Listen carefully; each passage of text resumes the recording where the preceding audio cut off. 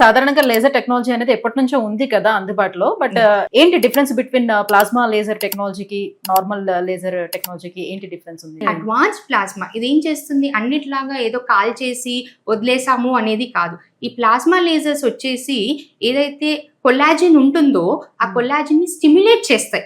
అంటే కొత్తగా connective టిష్యూని form చేస్తుంది. ఏదైనా కొత్తగా ఫామ్ అయినప్పుడు అది మనకి స్టిఫ్నెస్ ఇస్తుంది, హోల్డ్ చేస్తుంది, దానికి ఆ కెపాసిటీ ఉంటుంది. సో ఈ కొల్లాజిన్ స్టిమ్యులేషన్ వల్ల కనెక్టివ్ టిష్యూ ఫామ్ అయింది, మజిల్స్ కి స్ట్రెంగ్త్ ఇస్తుంది.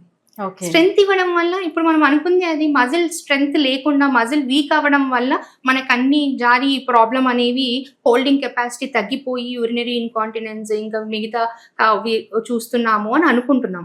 కాకపోతే ఎప్పుడైతే స్టిఫ్నెస్ వచ్చిందో అప్పుడు మళ్ళీ మన ఆర్గన్ నార్మల్ గా అయిపోతుంది కదా.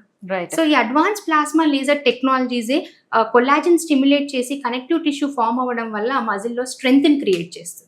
దిస్ ఇస్ ఫర్ యూరినరీ ఇన్కాంటినెన్సే కానివ్వండి, ఫీమేల్ ఇష్యూస్ లైక్ వెజైనల్ లాక్సిటీయే కానివ్వండి, వైట్ డిశ్చార్జ్, స్టేజ్ 1 క్యాన్సర్ కి, ఇవన్నిటికి మనం ఈ ప్లాస్మా లేజర్స్ అనేవి వాడుతూ ఉంటాం.